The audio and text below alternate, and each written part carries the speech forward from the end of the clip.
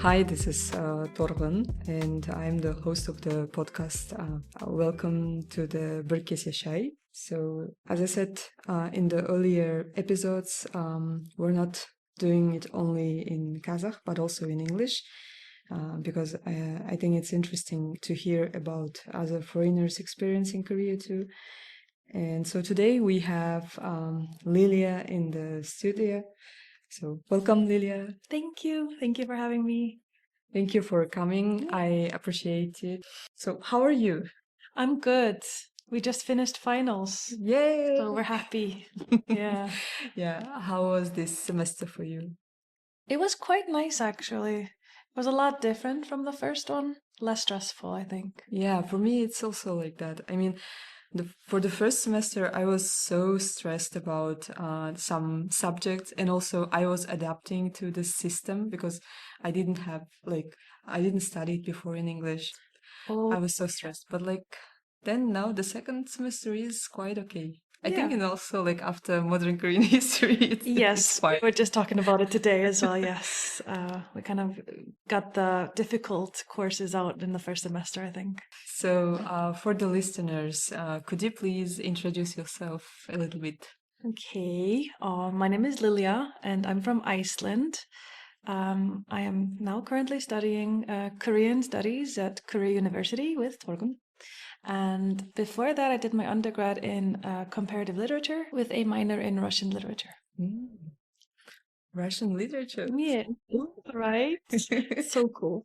Also we're going to talk about not only Korean experience of Lilja, but also about books. So please stay tuned. So let's start. I know this is a kind of pretty common question. People, when they get to Korea, they always ask you, why did you choose Korea? Why did you come to Korea? So I was wondering, why did you choose Korea? So I want to really ask also. Okay, sure. So like I said, come from Iceland, which does not have a lot of influence on Asian culture. So things like K-pop and K-dramas were not really prevalent in Iceland. But I just happened to have a friend that was half Korean, and she introduced me to K-dramas in, I believe it was 2015, so quite a few years ago. Yeah. And from there, I just kind of slowly built up, I guess. And then as K-pop became more popular in the world, I think my interest in it just kind of grew in the language. So I ended up teaching myself a bit of Korean during COVID, like everyone else who, made sourdough bread or learned a new language. Yeah. And then about a year after that, coincidentally, they started teaching Korean at the University of Iceland. So I went there. And it was sort of there when my professor said to me, "Oh, why don't you go to study abroad in Korea?"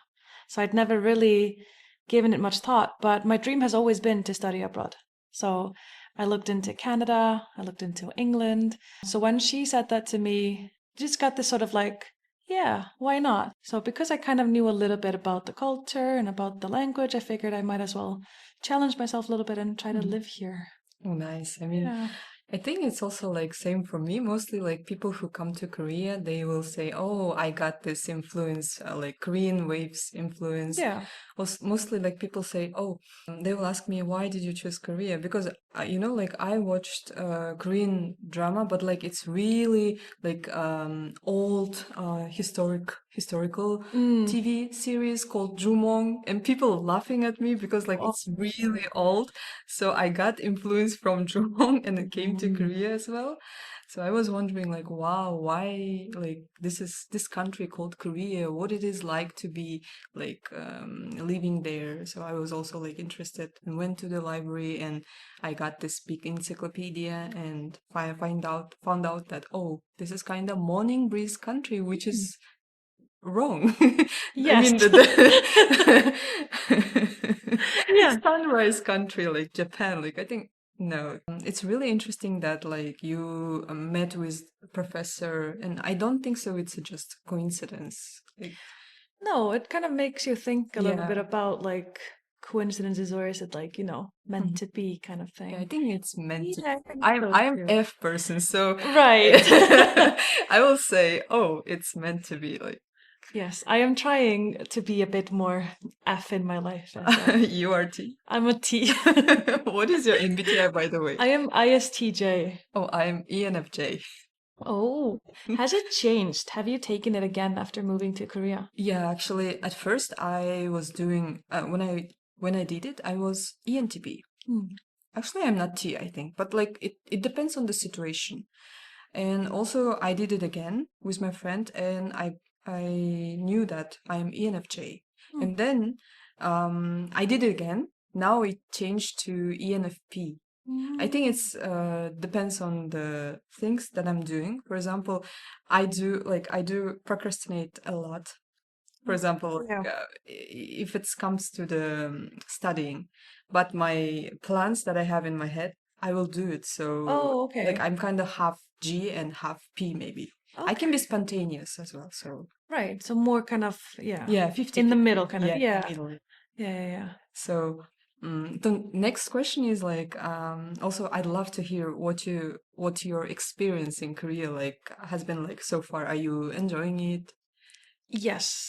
It has been honestly kind of life-changing, I would say. I used to be very kind of, what should I say? I guess isolated is not the right word. Kind of more, Into yourself? yeah, like more like keeping to myself.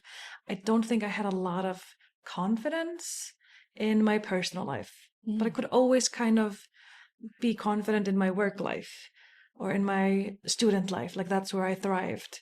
But mostly in my personal life, I was not like making new friends. Wasn't really something I was doing. I just stuck to my like core friend groups and just kept to my like old friends. Up until I think about a year before I came to Korea, it started changing a little bit. And I think that's also what kind of made me think that I could do it. I don't think I would have if like I hadn't changed in that way. But now I've gained so much confidence, and I even think because I took the IMTB the testing again when I came to Korea, and I've changed quite a lot. I was INTJ first, so now I'm ISTJ. But also like the I and E are very close now. Oh. So like I wouldn't say I'm fully extroverted, but I'm kind of getting there. I think I'm probably like 60-40 Oh, when I so left it. actually you're an introvert person, right? Yes. But like it's really interesting that mostly people who came to Korea, if they're like if they were extrovert in their countries, when they move to Korea, they're changing like to introverts. Yeah, I've How heard that. for you it's like reverse, right? Yes, it is Really different. interesting. I actually think I have a theory about this. Oh, what is it? I think it's from coming from a country with 390,000 people, you are very self-aware of yourself and of your actions. It is very much the kind of the sort of like example I like to give a lot is like in online dating. If you go on a like a blind date with someone, there's no like there's the risk of like if you embarrass yourself, there's like a 90% chance that like you have mutual friends or that you'll see that person again. So it makes it very risky. Whereas here, just in general, being out, if something embarrassing happens, like the risk isn't as high. Like you can just go, oh, I'll never see these people again. And I think that gives also a sort of freedom for me because it's different from what I experienced. But I've also heard that people find it isolating that there are so many people. Yeah, like I think people mostly in Korea they feel themselves like lonely. Yeah. For me as well, like I could say that I have my core friends in Kazakhstan and also like I have friends here as well, but I don't think so that I have that many friends. Like for example, because I'm so like selective to my close friends. Yeah. So yeah, I'm friendly to other people. I'm also extrovert person, but like I think that I'm like in the middle. Like for example, I'm also like can be tired of from people like and I need Yeah. to my own time to heal myself because Oh, yeah. like I mean if you're going out to like if you're going out, you see lots of people, and it's also like how to say, you feel overwhelmed after Yes. that. So for example, I felt myself I feel always myself like as a squeezed lemon after like after classes, or maybe after I went out somewhere, because there are lots of people, because in Kazakhstan we are like 20 millions, like even like in Astana I can say that like we're close to like million. That actually sounds a little bit like an introvert. Because someone explained it to me, like the introvert extrovert thing is that you can't be like social, even if you're an introvert. It's all about how you charge your social battery. Like if you're more of an introvert, you just need, you can be social, but you need time to yourself to recharge your battery. Whereas, for example, extroverts, maybe they enjoy being around people so much that like that is their recharging. I enjoy that, but I need my own time. Mm. So I also like asked ChatGPT, like so we were talking a lot with ChatGPT, discussing lots of stuff, and then I asked him like, what do you think about my MBTI? And he said that I'm INFJ. Oh. So the I said he. Oh yeah, I was about to ask. I was like, "Are you close?" Okay, I mean, ChatGPT said that I'm INFJ. I was like, okay, that is interesting. yeah, that's really I don't see that, but that's what you should do. I did that with my friend. Is that we were on like vacation together, and we decided we're gonna take the test, but for each other. Oh, Like I filled it out as how I perceive her as being, that's interesting. and then she did it with me, and she like according to her, I was an E. Oh, which was very interesting. But she's also very introverted, so I kind of have to do the majority of the socializing. Like when I'm with her, like you kind of adapt, right?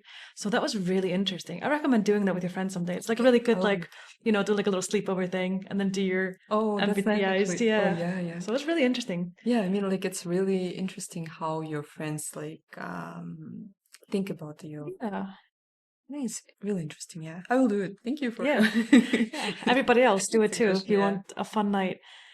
Yeah, and also like let's move to another Yes. topic. And I know that you read a lot of books, like not a lot, tons of books. Yes. I could say. So yeah, who are your favorite authors? Oh, see, this is where it gets really difficult. I usually have to kind of narrow it down, like my favorite Russian author, my favorite British author. Yeah. But I guess in general, my all-time favorite author would have to be Tolkien. Tolkien. Oh, Yes. I love him too. Yeah, but mostly just because Lord of the Rings had a very profound effect on me as a person. So like I'm very deeply connected to the story and all of his books. So yeah, he's probably number one. Number two is Bulgakov. Oh, Russian Master. author. Yes, my all-time favorite book. It was hard to like. It was difficult to read for me, and I couldn't finish it. Wow. But my friends, they were like, "You should read it. You should read it." I was like, "I can't. I don't know. Like, I Yeah. can't. I couldn't do it." And I think up there as well is actually Han Kang. Han Kang. I think I can think for now, those are like my top three.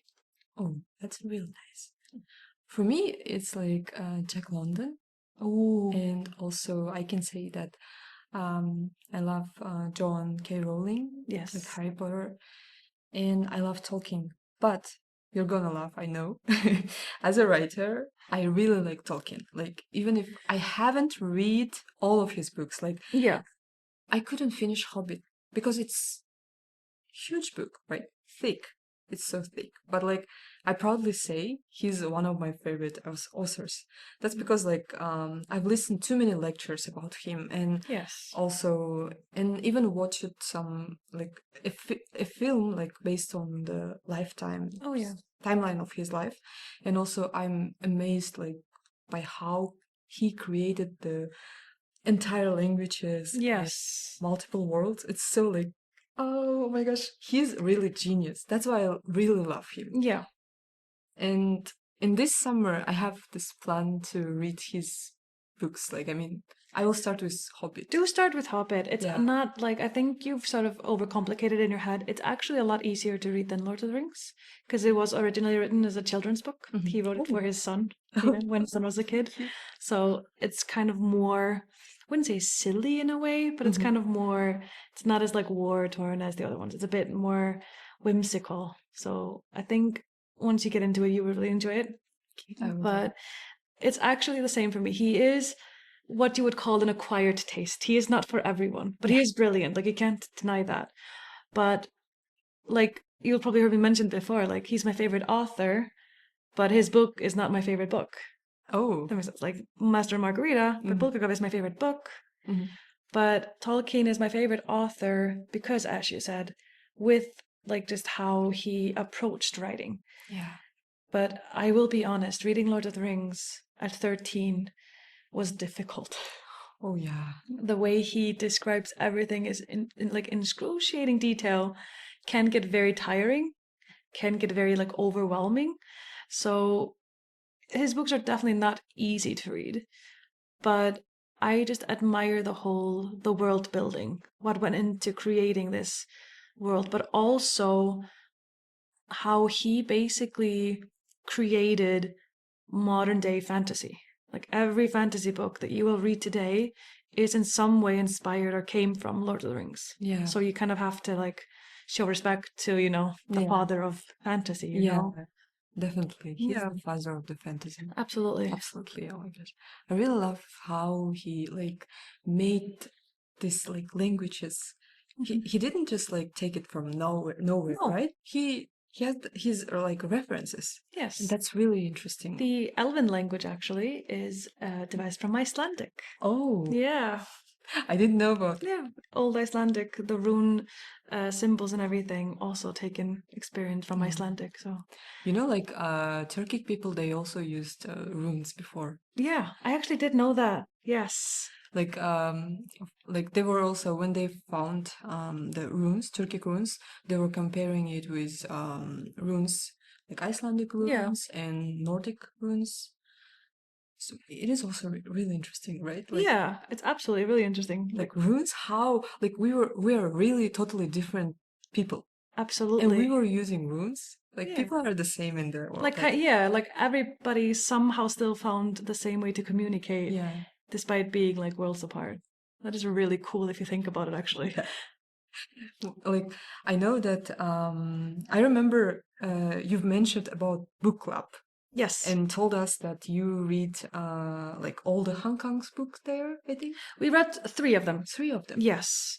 So far. Actually happened randomly. So, and this is one of the things that I love about my book club, is that sometimes you get books that you hate. Yeah. So we take turns. Each person takes turn, alphabetical order, to choose the book. And some people are very like meticulous about it. Me.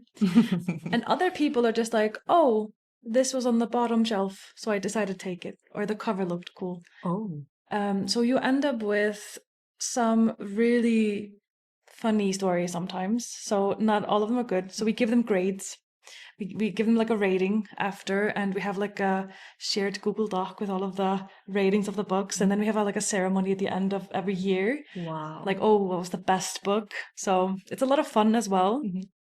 But with this book club in particular, actually, I chose the vegetarian. Wow.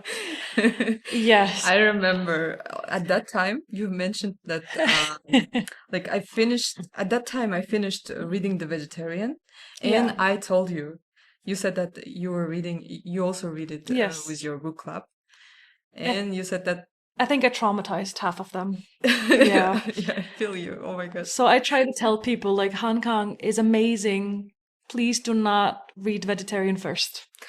Yeah. Because totally agree. It's completely different from her other works.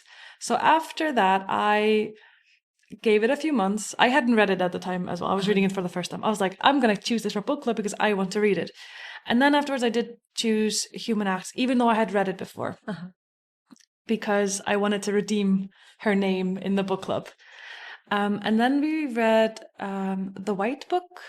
I don't remember what the Korean title was. It's called The White Book. Yeah. White Book. Oh. And someone else actually chose that one. I've never heard about this book. Oh, I will see if I can find the Korean title later. But that one was also very interesting. But I was really proud in that moment because I did not choose that book. So I feel like I could redeem her in the book club since they were not scared to read it.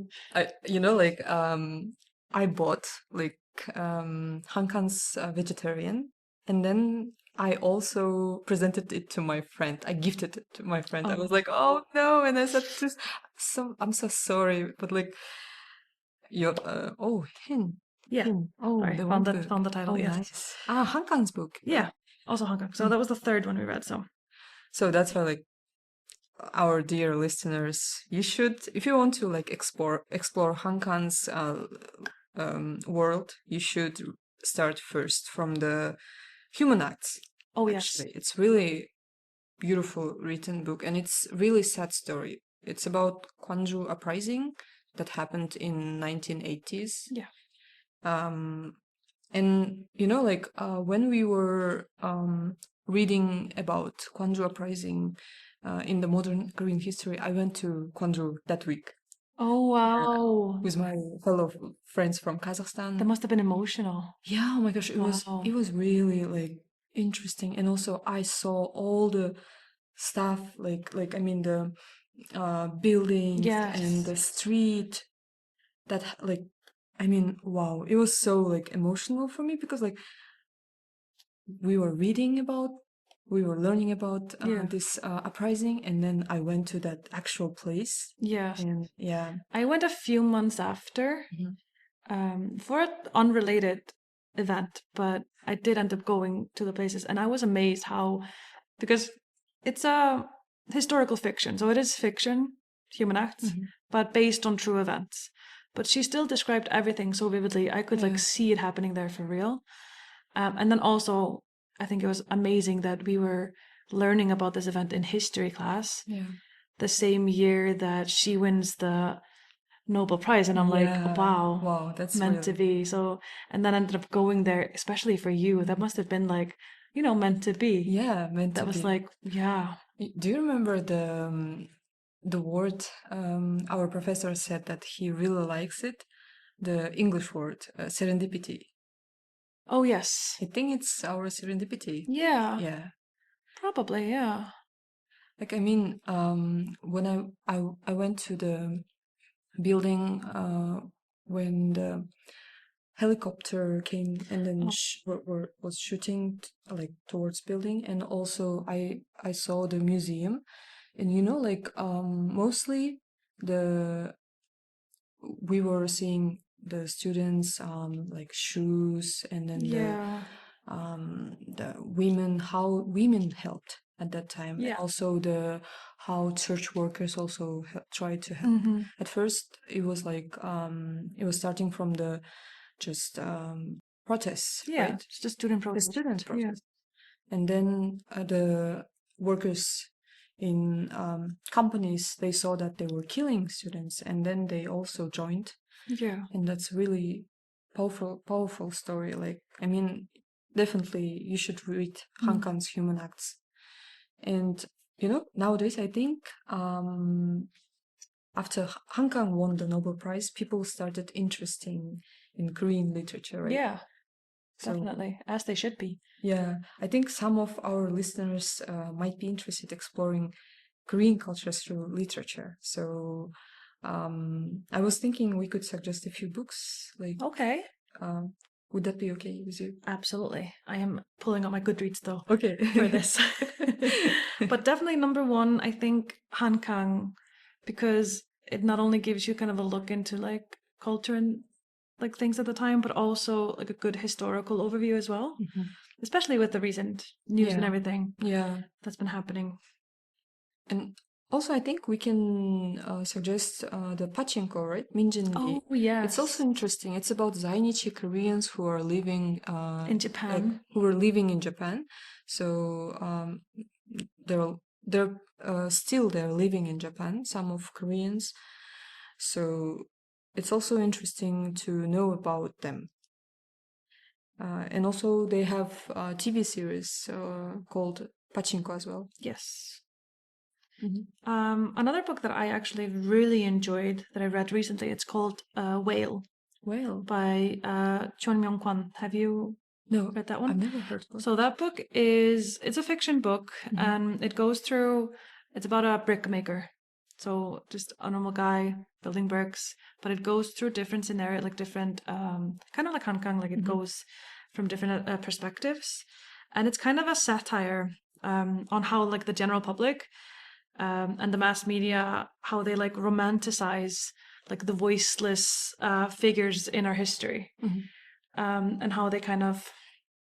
Oh, I want to try and explain it without ruining the story, because it's even better if you don't know too much when you go into it, because you have to just kind of experience it. But just think of it that way, like romanticizing the voiceless, because we have a lot of books and stories of people from like prominent figures in history, and then there's the voiceless ones, but they're always kind of set to like a higher standard, almost too much. So they're kind of made to be, what should I say? They're kind of made a spectacle out of. I'm definitely adding this book to my science book list, because I'm writing my list now. So because we have long summer. Oh, we do, yes. Yeah, so Finally. Definitely do. Yeah. It is one of those books you need to sort of give it time when you're reading it, because it does like really make you think. Yeah, for example, the vegetarian as well. I had this like aftertaste and after I read vegetarian, and it's a bit harder to digest, I think. It is. It does. At the same time, I think those are also sort of the best type of books, the ones that like make you reflect on your own life and your own experiences. But sometimes they can do them like you have to be like mentally prepared for it as well, kind of. Right. Because like in my opinion, I think if a reader is very emotionally sensitive, I'm sensitive, it might be better not to start with the vegetarian at all. No, absolutely. You should wait. Like if you're ready to read it, go for it. But like I think Human Acts is the best option to start. Like, I mean, yes, if you don't want like existential crisis in your life, really. So, and also the second book that I want to recommend is If I Had Your Face. It's by Frances Cha. She's a writer. She's actually a journalist. Okay. But like she's a children books writer, like author. So she has several books for children, and she's this If I Had Your Face is actually her debut book. So it's really interesting. It's about 4 women who live in Seoul, and this book shows actual, like, I think some side of Korean society that most people they don't know. So it's really interesting. Do you remember when we went to hike? I've mentioned that we are reading with my book club. Yes. By the way, I also opened book club here in Korea with my fellow Kazakh friends, and we read like 4 books like in 4 months, like each book, like 1 book for each month.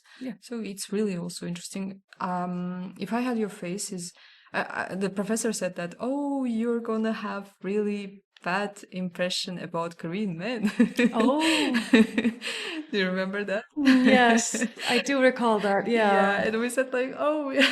I think we said something to the extent of, oh, as if we haven't already. Oh yeah. So if you want to learn about like the Korean society, like it's really interesting, because some people, most of us, like they don't know about this kind of how to say, side of society. So you should go for it. So it's about lookism. Interesting. So, and also I didn't read this book, but definitely you should go for Kim Ji-young, born 1982. Yes, that one is amazing. I also like that one. There's also a movie. Yeah, with I believe Hong Ju. Yeah. in it. So, if that wasn't worth it already. But yeah, that's a really good book. It's a really good insight into the patriarchy and the sort of like women responsibility in society in Korea and what is expected of them, and sort of unfair standards, like double standards for Korean women in a Korean society. By the way, did you read the last book of Han Kang? I haven't yet. Me neither. I'm thinking about. I will do it this summer. Like, it's been my plan. It's just sort of difficult to read for your own pleasure when you're doing a master's Oh, yeah. studying. We're reading so many, like taking so much information in. Oh. So sadly, I haven't been reading as much as I would like to be. But that's what summer break is for. Yeah, Yeah. definitely. I also like, for my winter break, I finished all the Harry Potter books. I did notice that. Yes. I call myself as a Potterhead, but like I didn't read the books, so I was ashamed. Like, oh, I didn't. I was embarrassed that I didn't read the books, and I can call myself like Potterhead. No, so that's why like I wanted to read all the books during the winter break, and I did that. Was that It your was first time amazing. reading them? I mean, I was reading actually then, like Yeah. during my mid school, like middle school, Oh, but like yeah. I couldn't finish them because I Understood. was reading like online. But reading online is kind of inconvenient. Yeah, it is. It's not so great. Yeah. yeah, that's why. And then I did my bachelor thesis about Harry Potter, but Oh. like translating to like translation. I was Oh, yeah. comparing the original and then translation to Russian, and then also translated version to Kazakh as well. Wow, interesting. So it was really interesting, Yeah. but the commission, they didn't understand what No? I did because they were so old, and then they Oh, don't give any interest in I that. think actually like 5 of my friends that were in my studies with me, so comparative literature, wrote their thesis about Harry Potter as well. Wow. So I did not. What did you write? I wrote about Tolkien, Oh. as well as C.S. Lewis, who wrote the Narnia books, Yeah. and their friendship, Yeah. because they were best friends. Oh, And they kind of owed each other a lot in terms of like how either book was created, so Narnia, and how there would be no Lord of the Rings if there wasn't for C.S. Lewis, and sort of there, yeah. I think I named it something like The Friendship That Shaped Worlds or something. Wow. Yeah, very deep, very profound. But it was more like, it was a really interesting thesis topic, actually. But I initially wanted to write about sort of the concept of evil seen through the One Ring in Lord of the Rings. And my thesis advisor, she was like, oh, like that could be like a master's thesis or like a doctorate. I don't think you're going to be able to squeeze that into like a bachelor thesis because it's a lot shorter. And I was like, okay, yes, fair. So I had to kind of find another topic, but yeah, I liked it though. I mean, I was writing because I chose that topic because I really liked Harry Potter, and also only in 2019 or 2019, the first translation to Kazakh of Harry Potter came out. That's really late. Yeah, that's Wow. right. Like mostly, like we read in Russian. Like mostly we have translations to Kazakh, but most of the books people read in Russian. So that's why like we have this publishing house called Steppenwolf. So they started this trend, and they're doing really nice.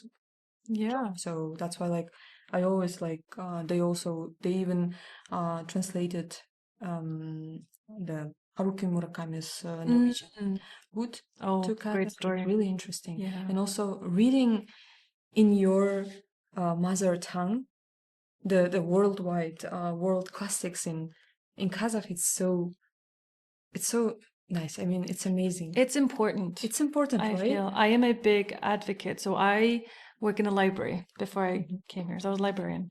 I was a big advocate for more translations, especially in young adult categories. Yeah. Because there's like a big topic of discussion in our society that the kids are losing connection to their mother tongue. They don't read as much anymore. But then if you look at it, they have plenty of books from ages, 5 until maybe 10, 11. Plenty of translated books in like Icelandic in their mother tongue.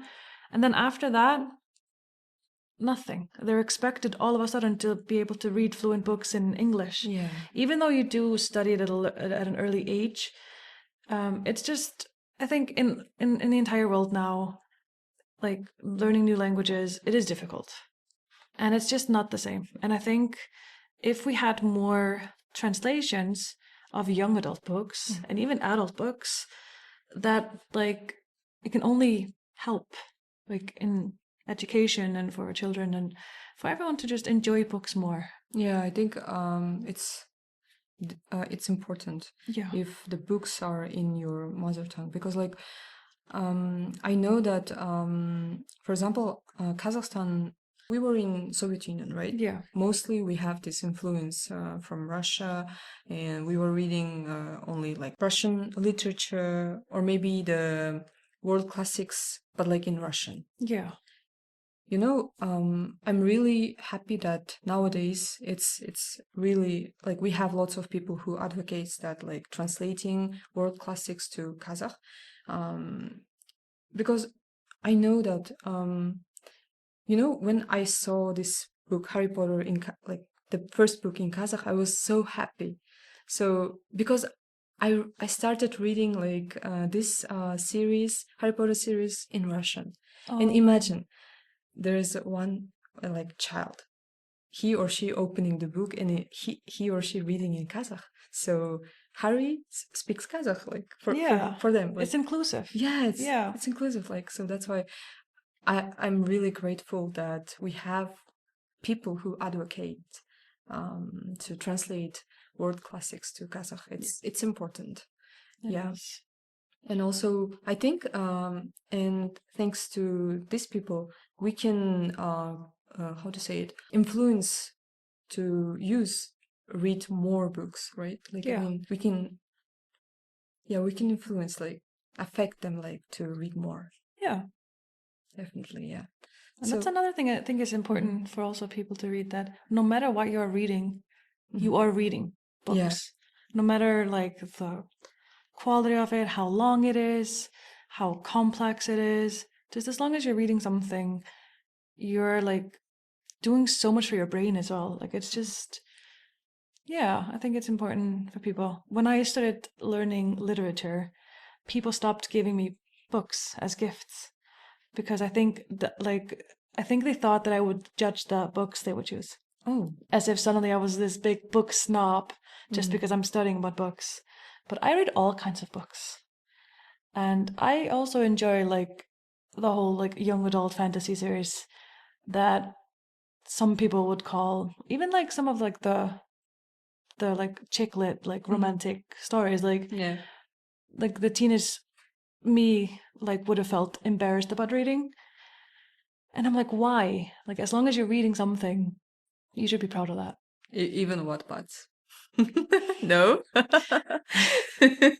I mean, yes, that is also reading. And also like fanfics, like fanfics is reading. Oh my gosh, like I saw comic books. Yeah, like I mean, I saw that the fanfics about like Hermione and like Draco, like Dramiona series, they are like publishing them like as a books, like, and they're selling it. It's like, what was it? 50 Shades of Grey is a fan fiction originally of Twilight. Oh, Did yeah. You know that? Like, yeah, I know that. Oh my gosh. But yeah, I thankfully, when I was reading fan fictions back in the day, I read mostly like add-ons towards the stories. And I remember there was this one story, fan fiction I used to read, which was that someone created. It was really well done, actually. But it was from the perspective of the founders of Hogwarts. So it was kind of like a period piece, but Harry Potter. Yeah, I did not read whatever you were reading. I Although I've heard of it, I've heard of them. Yeah. I read recently. I just like it was like popping out in my like TikTok and also Oh, reels in on Instagram, and I was like, what is this? Why are people so crazy about this? Let me read about like it. let me Yeah, let's do some just investigation. yeah, I did that, Yeah. and I was like, okay, it's fun, but like Yeah. after that, it's so like strange reading Harry Potter again. Like Oh yeah, it because you is. have this like perception. Like yeah, Yeah, I a mean, perception of it. yeah, I Yeah. was like, wow, no, no, no, no, stop Yeah. it. Exactly. Yeah. But it is also interesting, and like, look at this. People are writing because, like, due to the Harry Yes. Potter. It's also Like nice. yes, it's like you're being creative and you're creating something out of something else, which just keeps it alive. Yeah. And yeah.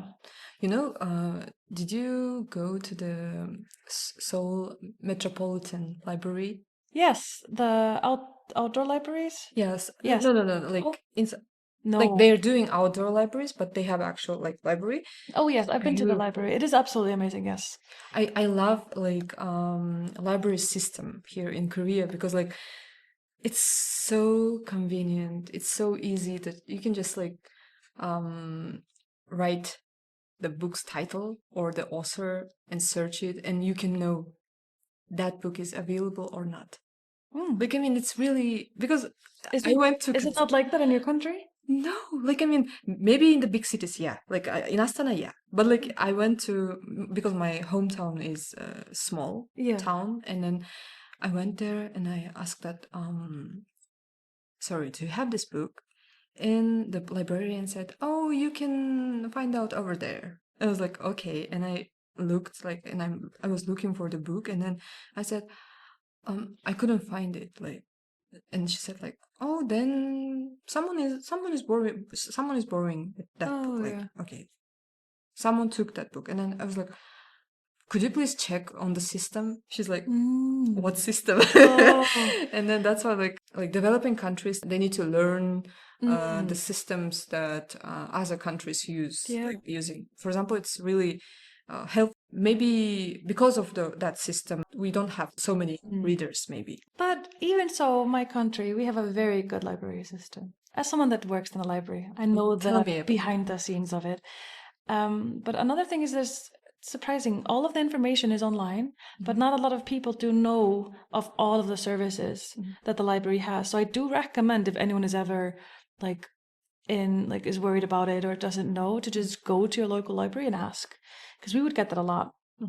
But so what we have is the city library of Reykjavik, which is the one that I worked in, has 8 branches in the city. So almost like each kind of neighborhood has their kind of local library. You can check online on your own computer or at the library if a book is available. You will see how many books are available, how many books are on the shelf, or if there's none on the shelf, they're being read, but you can see how many we should have available. You can also check if they're available in another branch. And if so, you can choose to reserve it either at that branch and you pick it up there, or you can have it shipped to the local branch and they will just get an email when it's ready for you. That's And it will really be put on hold for you for 3 days and you can go pick it up. nice. And we did deliveries twice a week. So always like Mondays, Wednesdays, there would be deliveries. You would always get the book either on a Monday or a Wednesday. So it's a very convenient system. So you should pick up like you will just like how to say yeah Yeah, like reserve. yeah reserve, and then when it's ready you just can Yeah. So when we get the boxes from the other libraries, it's our job. One of the parts of the job is you scan them in. Once you scan them, it will print out a reserve ticket. Yeah. That person will get an email. Nice. And they will get 3 days to pick it up. It will put on a shelf with their name on it. They just come pick it up themselves. That's nice. Check it out. I mean, I think scanning system is really helpful. Like, Oh yeah, yeah, because it does all the difference. for the I know that for the we have the national library in Astana. Yeah. Yeah, they have scanning system. Yeah, you can look on the website the book is that book available or not. It's really helpful, but for small town it doesn't work that way. Oh. So that's why like I think maybe like government, they need to send librarians. Yeah. Because I know that there are like the forums, maybe some workshops Yeah. for librarians, and they can just look some helpful systems. Yeah. To And learn. Yeah, yeah, to absolutely. learn. That's really. And I was also like talking with librarians. They were asking me, how is the libraries, and then how is the business related to publishing. So it's also interesting that they also have this interest to learn about. Absolutely. Yeah. I think librarians are oftentimes like some of the best people you will Yeah. ever meet. I have to say that. But we also always, and we talk about this a lot at my work, we talk about a lot how important libraries are, not just for reading and for children, but because it's a space of being, we kind of call it. It's a space of being. It is a space where you can go and just be. Yeah. There's no obligation of you to go in. There's no entrance fee. While you do need, usually you would need a library card that you would need to pay monthly, yearly fee or something like that to check out the books. You are not required to pay anything to walk into the library and look at the books there and read them there. And you can just go there and just be.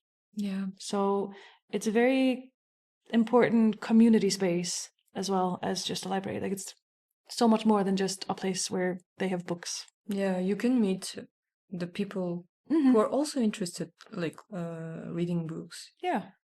Yeah, you can make some friends. It's really interesting. You Yeah, can bring a group together if you need yeah. a space to talk. Mhm. Some libraries will have cafes. You can go there, have some coffee, or just Yeah, I mean, I really want to visit the libraries like around the world. It's really interesting. That is actually what I do when I travel. Oh.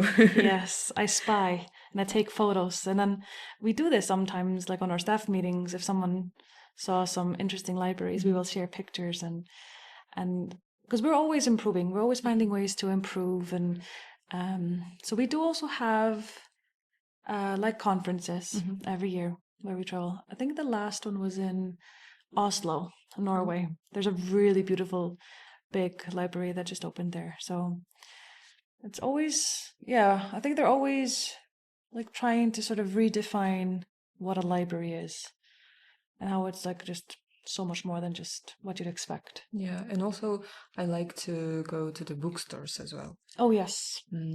Because I love the Kyobo in Korea.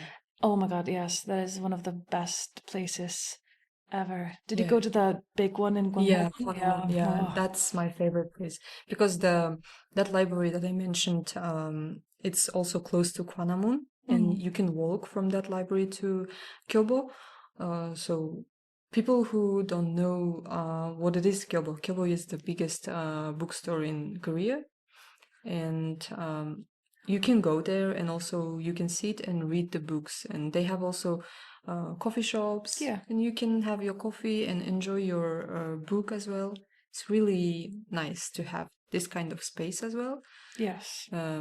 Apart from the libraries, I mean, not Yeah. only libraries. So It kind of doubles a little bit as a library. yeah, Yeah. I love reading. I also like I love to go to the bookstores and then look at the like shelves, what kind of books they're selling, Yeah. what kind of books are bestsellers. Of course, yeah. Really interesting. Yeah. And also how the business it works itself. Like it's also interesting because I also have this feeling or like thoughts that maybe someday I'm gonna be a publisher. Oh, yeah. Yeah. So I think it's also interesting business, right? It is. Yeah. Yeah. Do you know how many bookstores in Iceland? There are not a lot of bookstores. We have a few sort of independent bookshops, but those are obviously ending.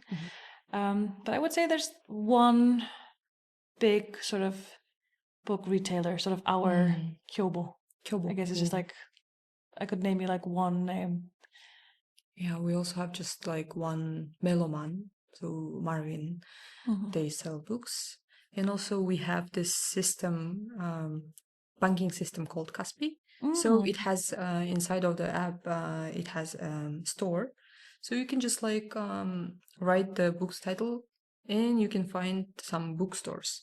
So for 20 million, we are like Kazakhstani people, like population of Kazakhstan is 20 million, and we only have like less than 100 bookstores for one country. It's so That is small. yeah. Like, I mean, how many books Icelandic people read like per year? We are so per capita, Yeah. which is a very important to distinguish when we're talking about Iceland, Yeah. because we're only 390 people. So basically, for those who don't know what per capita means, it means that it's only gathered for the percentage of the country. Mhm. So for us, we have the largest number of authors and readers for a country. Mhm.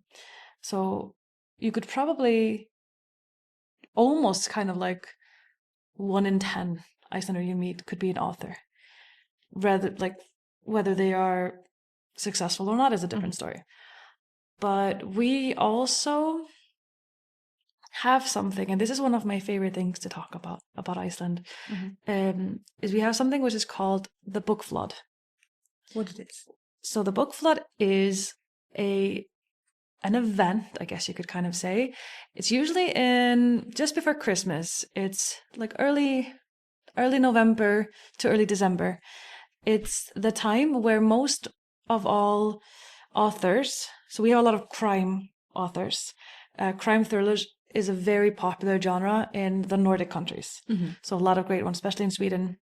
They have a lot of great crime thriller authors. So that's like the most important, like most popular genre of books. And we have quite a few authors, and they all release a book once a year, and always around this time. So that's the book flood, because the stores will flood with books. Wow. Even the grocery store sets up a temporary book selling sort of cart, so you can buy books for cheap there, and all of the newest books are out there. So that time period is basically where most of the sales happen of books, both for people that want something to read during Christmas. That is a very big thing for us, in that like we have like the 24 hours of darkness. So it's very kind of a good pastime for winter is reading. But it's also the most popular #1 spot for Christmas gifts is to give books. So the book flood is basically where all the books flood in and everybody buys a book. We have the same event, but we call it like we just have book fair. In that event, publishing houses, they sell their books like for half prices, kind of, and it's really interesting because you can meet with authors as well. Yeah. They're like they do as like speeches there. They will discuss about some books and some like newly trends that's happening in publishing like business. Yeah. It's also interesting, and also you can meet like you can gather with your friends there. It's so nice. I love the atmosphere of that book fair, like Eurasian book fair, and also not only Kazakhstani book publishing houses they go there. We have Uzbekistan and Kyrgyzstan publishing houses. They come there as well. It's also interesting when you have this, I mean, interaction with other people from. Absolutely. Yeah, we have outside of a country. similar thing where the weekends, like before Christmas, there will be like readings where authors can come. They will read out bits of their book, and then they sell them on site, and they will sign them for you. Wow. I know. Nice. I mean, I found this. So for Kazakhstan, we read only 2 or 3 books, close to like 2.77 like books per year. It's so small. So like, I mean, it's little. And like hours spent reading per year, it's 65. Let's look for Iceland. Iceland, wow. You read like 5 books. We can say 5 books, yeah. And hours spent reading per year is 97 hours. It's also nice. It's nice. Who are the winners? United States. I think here is also kind of important to check again Population, per population. Yeah. We always say there's this joke in Iceland that like we always win if you say per capita before it. For example, who has the most Nobel Peace Prize winners per capita, and we win. How many do we have? 1. Oh. But that's 1 for 360,000 people. And if you do that for the United States or another place that has about millions of population, in retrospect, like that's not that many. if you think about it. Yeah. But for us, it's you'd have like 1 in a million maybe Yeah. in other countries. But for us, It depends that's how we went. population as well, Yeah. right? So I was wondering, are there any Icelandic authors you think more people should read? Because mostly we, like as a word classic, we say British, like we know that Yes. British, we have these British authors, like Russian literature, but I've never heard like Icelandic author, so I'm really interested in that. So there would be one. One? Okay. Yes, Nobel Peace Prize winner. Yes. His name is Halldór Laxness. He is probably one of our most famous, most beloved classical authors. He wrote books, a lot of just about society at the time, very much sort of, what do you call it, like country bliss type of stories. A lot of them happen in the countryside. They're very, very much like historical in the sense of, if you want to understand a lot about Icelandic society and how we were kind of as we were developing as a country, you should definitely read his book. His most famous book has been translated into multiple languages and is called, the English translation is Independent People. Independent People. Yes, and that is a really, really good book. We read them in school as we're young people. For more modern, there's obviously, if you like crime and crime thrillers, I think there are 2 prominent authors that have been translated into multiple languages. One is Arnaldur Indriðason. Wow. I know, it's a very tongue twister. He has written a lot of crime thrillers that have been very, but he's probably the number 1 most sold author in Iceland, I'd say. And then there's also a female writer called Yrsa, and she also writes a lot of crime thrillers, and her books have actually been made into movies, Icelandic movies. So thank you for recommendations. Yeah, I will check for it, and definitely I hope I believe that our listeners as well, yes, they're going to read. I'll send you a Icelandic link to them in Oh, case you wanna thank you so much. share them. Yeah. And also, like, I mean, for Kazakhstani people, I think I may recommend some books. Those Yes, are please. translated to English. So we have, for example, if you say who's the like prominent author for like, England, it's like Shakespeare, right? Yeah. For Russian literature is Pushkin. Yes. For Kazakh, it's Abay. So we have he is a poet. So Abay is also he wrote some. If you want to learn about Kazakh society and culture, you should go for the Abay. So he wrote of words. So and also I really like the Nomads by Iliyas Essenberlin, and my favorite book in Kazakh literature is The Smell of Wormwood by Sayin Muratbekov. It's about the kids who lost his dad in the war because like when we were in the Soviet Union, we had the the Second World War, and then lots of people from Kazakhstan were sent to war, and it's about war, the kids' perspective, how the war affected kids. Like you can learn about Kazakh society as well. It's really interesting. How much is that book gonna make me cry? Like Is it in very a scale sad? of 10 is I would say 9 out of 10. Oh, I'm reading it. I will find you, Yes, I will send you if I find it. please. And also, there is the one book called Gravedigger, but I'm not sure about if it's translated to Kazakh or to English or not. I have a feeling I've heard of that, or maybe a different one. It's by the book is written by Dulat Isabekov. So it's really interesting. And also if you want to, people they don't know about Kazakhs. No. So and I think it will the help. best way to really get to know another culture is to read their their favorite famous authors. Because I think it's a very good start to kind of get to know like more about them. Yeah. Yeah. Mostly people think that through the films or maybe through the music we can learn something about the country, but like also you should add the books as well. Yes, Not only absolutely. the films or music Yeah. or the customs. You should go for the book. All of them, yeah. Yeah.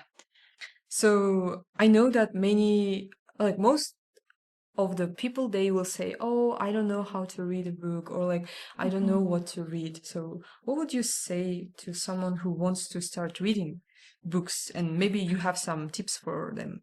Absolutely. For me, personally, my advice would be to, like I said earlier, consider whatever you're doing reading. If you're reading newspapers or articles in the mornings, if you're reading comic books, whatever, then you already started. So you can kind of ease yourself into it more. Read what you find interesting, and don't be too occupied about having to read something that others find interesting, but read something that is interesting to you and that you think is enticing. Like that should be a big one, even if it's children's books. I still really enjoy reading children's books. Yeah. So you can start with something more easier. Another good way, and this is what I do a lot, because I also, as much as I love reading, you get into a reading slump sometimes, and you find it hard to kind of get back into the habit of reading a lot. So for me, it's to start small.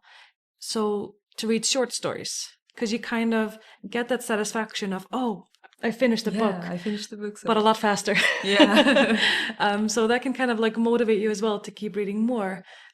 So for me, when I'm in a reading slump, I usually start with picking up a book or something that's about less than 200 pages. And there's a lot of great short stories. Yeah, for out example, there. you can go for the Dostoyevsky White Nights. Yeah, that's a short That's really- story. yeah, Absolutely.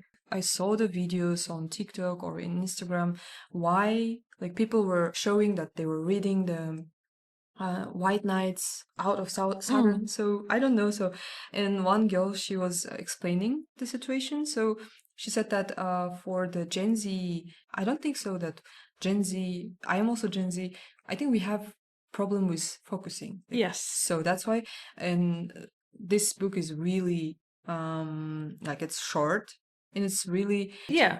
Easy to digest. yeah, easy to digest. Yeah. So Absolutely. just go for the White Nights. It's really interesting. And also you can watch the film afterwards. You can compare the actual book and the film. It's also interesting. Yeah. And yeah, I definitely agree with you that you should start with short books. And if you feel that you don't like the book and like you can't continue, just drop the book. Like just yeah. close the book. It's okay. It was so hard to close the book. Like even so I didn't like it. Yes. But I was like, no, I need to finish this. I started and I need to finish this. No, you can stop. Like, it's your time. You can stop. No shame in Yeah. not finishing books. Yeah, no shaming. Okay, reading is also a habit. So consistency is a key. So you should read like for like 15 or 20 minutes a day. And then you can add more time. So Absolutely, yeah. So you will bring it up, but also just take your time with it as well while you're doing it. Like you don't have to finish a whole book in a set time limit. You can take your time. yeah. I think another good advice, at least what works for me, if you have the same brain as me, and if you are the type of person that loves checklists and checking things off, is to get an app or something like Goodreads, for example, where you can read the books, you can put them on your shelf, and you can give them a rating after you're done. You can write a comment about it, but also read other comments, kind of take part in the discussions of the books, which is kind of like a reward at the end of a book. Yeah. But also you build up and you can see kind of like your library of sorts on that side kind of growing. And the app will also continue to recommend you books close to what you're reading as well. And you can see like what your other friends are reading and get inspiration that way as well. So for me, I'm a sucker for apps for everything really. So that's probably one of the most used apps that I have. So you read with like on iPad or on Kindle? Nope, I read. Well, I do have a Kindle, mostly because I can be very indecisive. So when you're traveling to a different country, I'd like to have at least 1,000 books with me. Oh, nice. Yes. So I bring my Kindle. Yeah. But I still am one of those, like, nothing compares to an actual book to me for reading. Yeah, So, that's right. but that's also why, like, I utilize libraries a lot. Yeah. And also for me, whenever I go, I always have a book inside of my bag, because sometimes you can read something on the subway. Yes. So I mean, or you can buy some pocket books. You can just put inside of your bag or Yeah. pocket. I have this like teeny tiny book of Fitzgerald.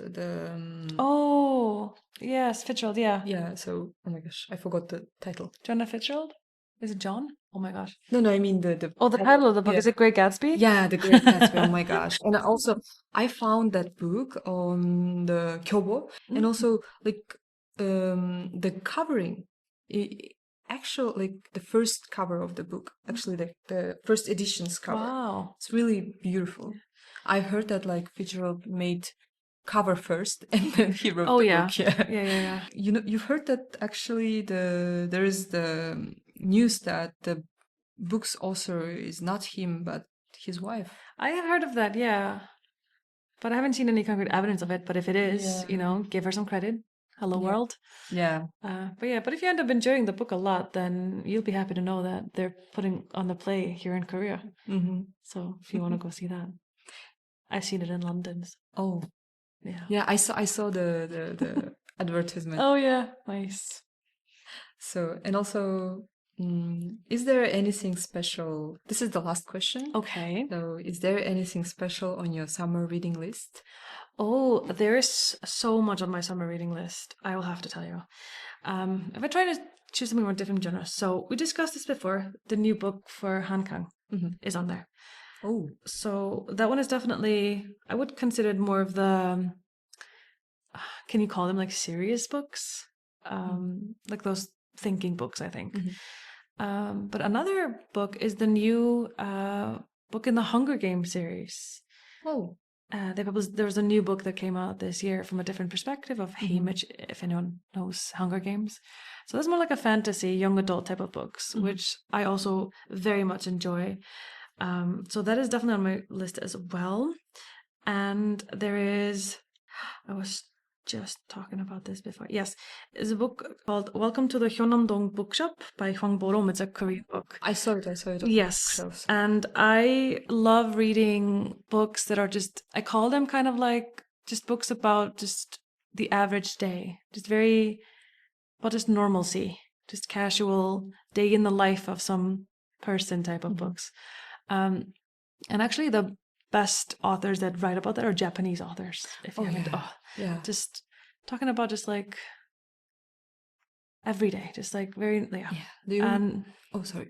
Like, did you read the book called Till Coffee Gets Cold? Before the Coffee Gets Cold. Yes, talking about short stories, those are amazing places to start. Because each chapter, it's a short book, but each chapter is kind of a little short story in itself, so it's very easy to read. And those are one of my favorite things to just kind of grab and read every now and then. So I do absolutely love those, Yeah, like, I mean, it's easy to digest, and also it's just like about everyday life. It is, with a little bit of a fantasy element, kind of ish to it. Slightly. A little bit of time travel, but honestly, yes, because every single sort of chapter is a different perspective, different story. So it's one of those books that you can just kind of grab and just read one chapter at a time and then put it down and then come back to it. You don't have to like read it in a certain amount of time so you don't lose like progress of what you've read. You can just kind of read it one kind of chapter at a time. Yeah, I mean, I really like also like if you can't read, you can just put on the audiobooks. Yes, it's also convenient to use the audiobooks. Yes, and also very valid. Yeah, that also, in my opinion, counts as reading. It also helps. I, for one, cannot focus on audiobooks. I need to have the text in front of me. I like reading with actual book, and also listening is also nice, but I lose my focus. Yes. Like I can easily lose my space focus. out. Yeah, I will just like do my stuff, and I was like, it's just like I'm just listening, but like then, I mean, what did you say? I was like, oh. I've actually yeah, found out that the only way I can listen to audiobooks is biographies. biographies. Yeah. Yeah. I actually the book that coffee like, Before the coffee gets cold, yeah. gets boiled. I just like listened. Oh, I can imagine that's a really good. Yeah. It was okay. Because they're kind of short, easy to digest. Yeah. So, but for the like, I mean, heavy books, you should sit and read, like with actual book. Yes. I think also because a lot of the times for me as well, when I'm listening to books, it's generally not in my first language. Mm-hmm. So sometimes there are some words that kind of can be hard to comprehend, and sometimes I need to look up the words. Do you remember the meme that, oh, you're like watching the movie with the subtitles, and like whenever you don't look, like it was like it's just something gibberish. happening. Yeah, that's exactly how it is sometimes. Yes, so funny. Anything else with your Few books on here, some of them new, some of them old. Nothing is really.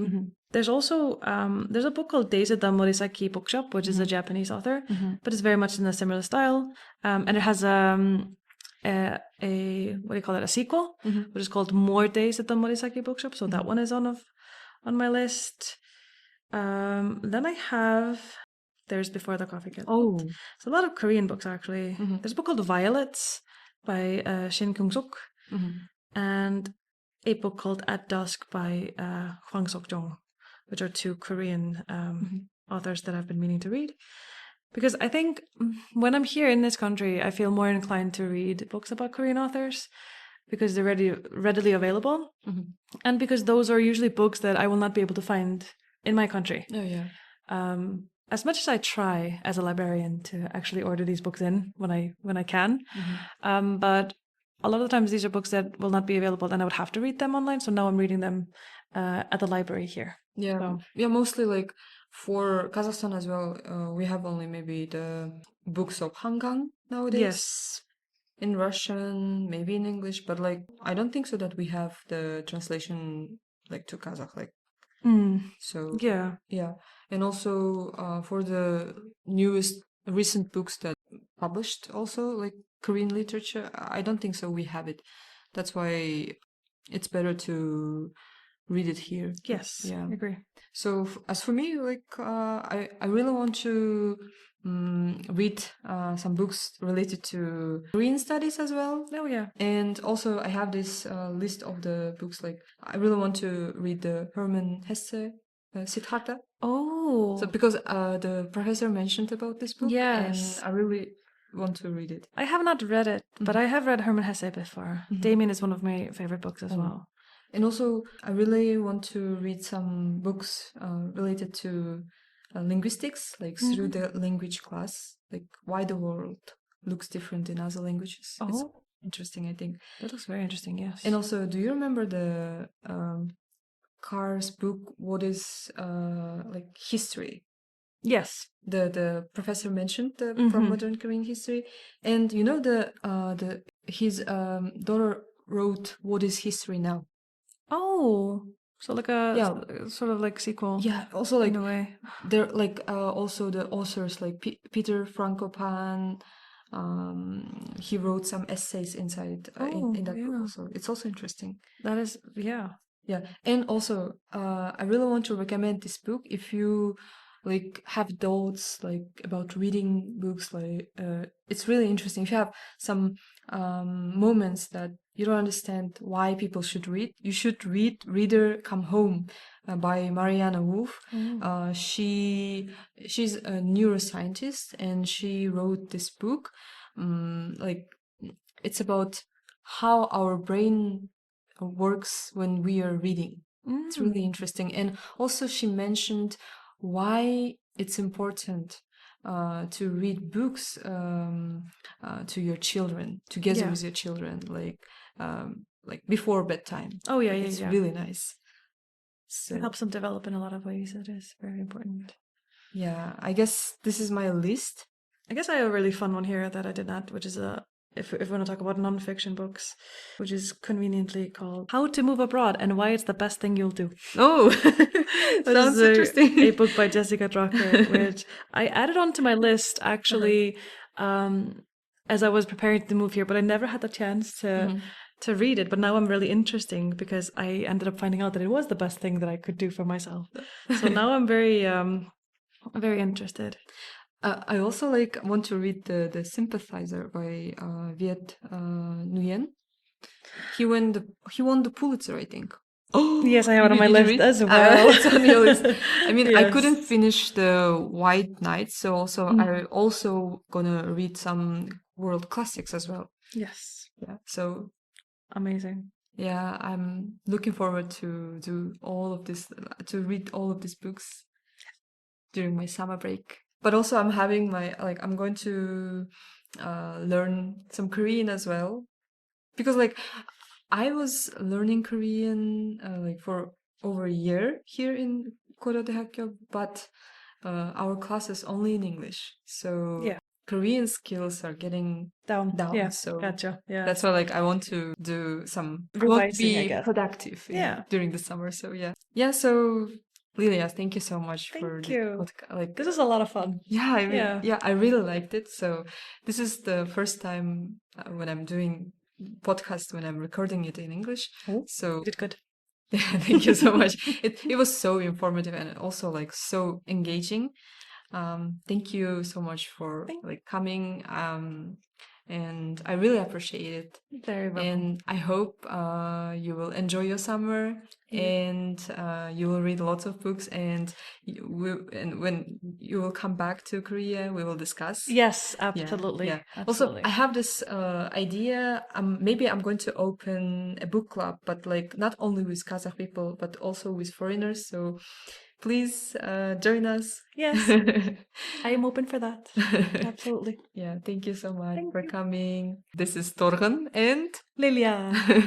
thank you for listening to my podcast. I really appreciate you. Thank you so much. Have a nice day. Көріскенше күн жақсы. Сау болыңыздар. Рахмет.